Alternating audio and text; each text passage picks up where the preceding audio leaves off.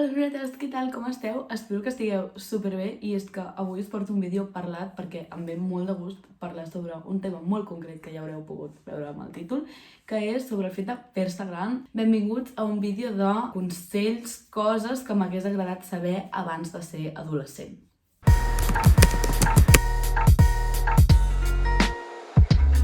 Doncs bé, queden exactament 9 dies pel dia del meu aniversari, pels canvis que això suposa. Al final acabo de començar la universitat, em trec el carnet de cotxe, és com que la meva vida ha canviat bastant, cop i volta en l'últim mes, i ara doncs que faig definitivament el pas de ser major d'edat, penso que és un bon tema el que parlar. El motiu principal pel qual estic fent aquest vídeo és perquè una cosa que acostumo a fer cada any és m'imagino a la Berta petita de, jo què sé, 13, 14, 15 anys, i he arribat a la conclusió que hi ha algunes coses que ma mare em va dir en el seu moment, quan jo patia per moltes coses que són típiques d'adolescents, explicava i jo no m'ho creia, em pensava, això és impossible, si això és el pitjor que m'ha passat a la vida, no sé què, i ara ho veig des d'una altra perspectiva. El punt número 1 que m'agradaria tractar és el fet de les notes i la validació acadèmica, ja que això ho he notat moltíssim ara que he anat a la universitat, perquè coneixes gent amb els mateixos interessos que tu, però que s'ha format en altres centres, en altres llocs de Catalunya, en famílies totalment diferents, vull dir, és un món nou, noves maneres que ha tingut la gent de créixer. I una cosa que m'havia preocupat molt durant la meva adolescència era la validació acadèmica, el tema de les notes. Sempre he tingut molt bones notes i he sigut molt exigent i és realment un tema que m'ha atormentat per dins. Sentir-me insuficient, sentir-me no vàlida, pressionar-me, arriscar la meva salut mental i física per notes. Sobretot, un petit incís, estudio pedagogia precisament per això. Tant de bo m'hagués dit algú que la nota no importava gens, o sigui, absolutament gens, que el més important d'aquesta etapa és estudiar per descobrir-te, no estudiar per treure bones notes i per saber, i ja està. La majoria de persones memoritzar, vomitar i oblidar, i això és una pèrdua de temps. Vull dir que ja que tenim un sistema educatiu que té ja les seves coses i les seves mancances, ja les poques coses bones que té, aprofita-les. I jo, de debò, tant de bo hagués aprofitat aquella etapa per descobrir, per estudiar totes les assignatures, però només per descobrir quines m'agradaven i quines no.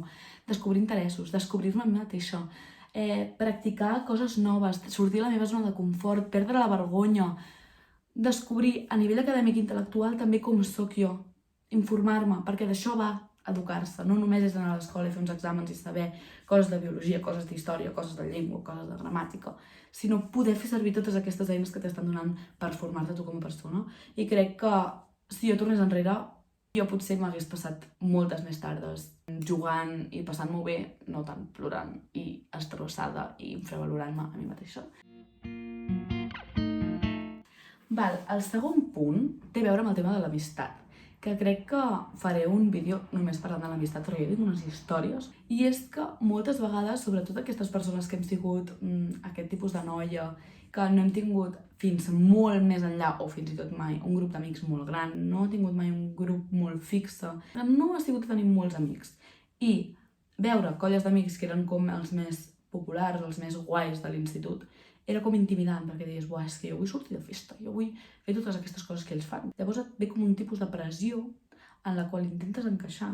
I és que no passa absolutament res. La vida no s'acaba perquè no tinguis un grup d'amics. La vida no s'acaba perquè canviïs de grup d'amics. La vida no s'acaba perquè decideixis marxar d'un grup d'amics amb el que no estàs a gust. La vida no s'acaba perquè tens gustos diferents que els teus amics. Jo, amb el meu grup d'amics actual, soc rara de collons, vull dir, tinc interessos molt diferents amb elles, però ens estimem una borrada. I no té res a veure, vull dir, no has de buscar persones iguals que tu i no has de buscar persones amb les que intentar encaixar, si no encaixes, no encaixes i no és res dolent. Jo et recomanaria que estiguessis el més obert possible a conèixer gent i que no et frustris. Si coneixes gent i no encaixes amb ella, amb aquelles persones, canvia de persones i ja està. I et pots portar bé amb aquelles persones, no vol dir que hagis de tenir cap problema, però no passa absolutament res. I si durant l'ESO no tens una colla d'amics, potser la fas al batxillerat, al grau o el que sigui. Si després tampoc, potser la fas a la universitat. Si després tampoc, potser la fas a classes de música a les tardes.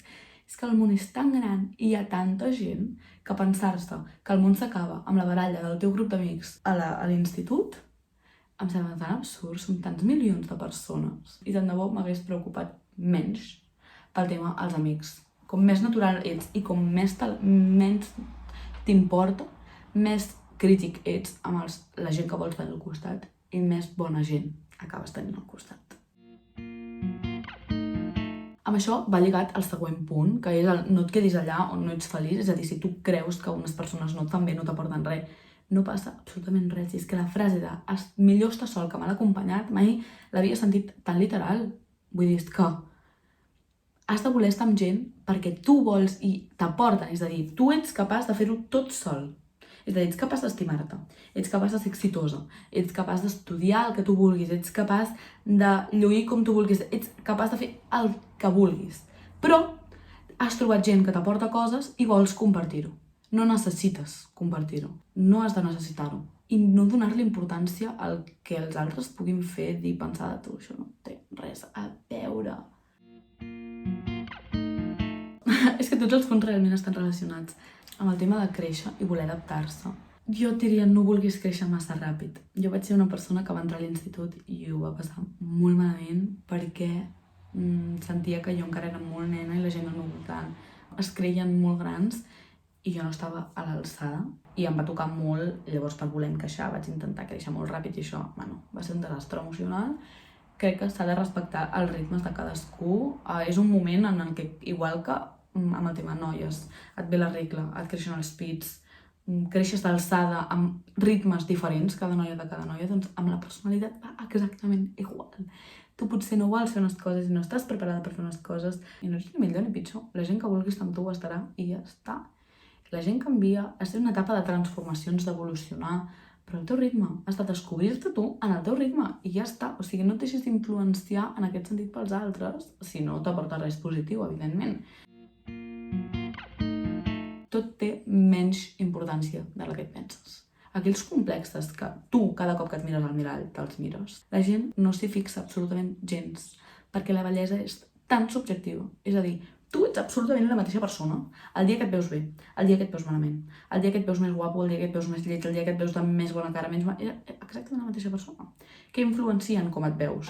Com estàs tu per dins? Evidentment, tothom té dies que es veu millor i dies que es veu pitjor, però no has de deixar que això t'impedeixi a sentir-te guapa, sentir-te reina, que no deixis que això et faci passar vergonya o sentir-te insegura per una cosa i menys física. Vull dir, la gent para molta menys atenció a les coses que tens que la que li dones tu mateixa. La meitat de complexes que tenim, l'altra gent ni ens els veu. Però és que tenim la sensació que ens pensem a vegades que totes les noies al nostre voltant són precioses menys nosaltres. Tu ets preciosa igual. Què més? Tema vergonya de fer coses. La vergonya és una cosa que passa exactament igual que amb els complexes. És que només saps que l'estàs tenint tu. I tu ho estàs passant malament tenint vergonya. Llavors, què és el pitjor que pot passar? Pots escollir entre dues situacions, A i B, d'acord? La situació A és no fer-ho i tenir vergonya, és a dir, sentir-se malament. I la situació B és fer-ho. D'aquesta situació B pot passar que surti bé o que surti malament i passis vergonya. Per què et quedes amb l'opció que segur ho passaràs malament? Si ho fas, tens l'opció de passar-ho bé. Clar que agafes el risc de que passar-ho malament, però és que si no ho fas, ja ho estàs passant malament directament.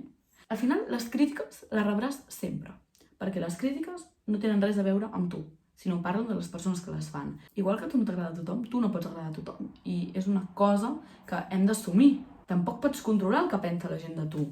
Facis el que facis, hi haurà algú al que no li agradarà el que estàs fent. Sobre el que sí que pots tenir el control és que l'única persona a la que et pots controlar caure-li bé ets a tu mateix. És a dir, sabent que sempre hi haurà gent a la que li cauràs malament, perquè no t'assegures de fer allò que et faci sentir bé a tu, és que no té cap tipus de sentit. Estàs valorant més l'opinió dels altres que la teva sobre tu mateix. I també lligat amb el tema de les persones que et fan mal, entenc que quan una persona et fa mal, la ràbia que sents és increïble. Vull dir, no pots parar de pensar això, superar ruptures tant d'amors com d'amistats, com de gent que t'ha traït i t'ha fet mal. És dolorós, no el següent. De què et serveix llevar-te i durant el dia pensar moltes vegades en una cosa que et fa mal, donar-li importància i donar-li una atenció a allò per sobre totes les altres coses que et fan feliç.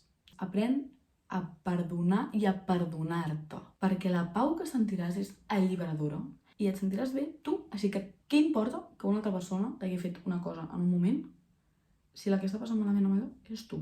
Això no vol dir que oblidis allò que t'ha fet aquella persona i la perdonis com si res. Perdonar vol dir, vale, el que ha fet aquella persona encara que m'hagi fet mal a mi, és problema seu, perquè ve d'un problema intern seu. Jo no n'he tingut la culpa perquè jo no puc controlar el que fan els altres. Doncs ja està, aquella persona ja s'ho farà. Jo vaig a la meva. Què m'importa a mi? Què és el que em fa sentir malament a mi, que puc controlar i puc canviar? Doncs centra't en allò. No comencis a donar voltes i voltes i voltes i voltes i voltes i voltes i voltes sobre situacions que ja han passat o situacions que no pots controlar. I no sé si m'estic explicant, però és que m'indignen tant aquests temes de debò. No ho entenc.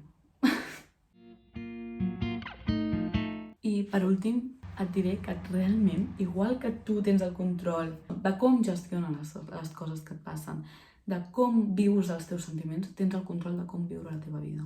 Si hi ha alguna cosa de la teva vida amb la que no et sents còmode, tens el poder per canviar-ho i ser el que tu vulguis. És que, més enllà de les 4 coses de genètica que tens, tot l'altre ho fa el teu entorn. Els humans som l'única espècie que naixem inacabats. Tu tens el poder d'inspirar-te i modelar-te com tu vulguis i com tu et sentis a gust. No vol dir que sigui fàcil, hauràs de treballar-t'ho, però si vols, pots transformar-te en això.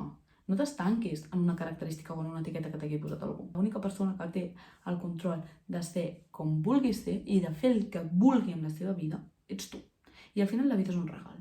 No sé, planteja-t'ho, saps?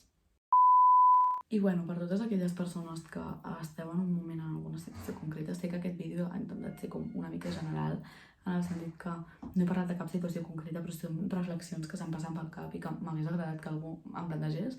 Potser ha sonat una mica com una bronca, perquè ha sigut una bronca, però és que aquesta bronca me l'hagués pogut fer perfectament a la meva jo del passat. Això, Berta, és una bronca per tu, Berta de 11, 12, 13, 14, 15 anys, 16, fins i tot 17. Però bé, espero que us hagi pogut ajudar una mica. O simplement us hagi entretingut, o us hagi fet pensar, o us hagi fet ràbia el sentiment que vosaltres vulgueu, que ens veurem la setmana que ve en un altre vídeo, si Déu vol, no prometo res. Ens veiem!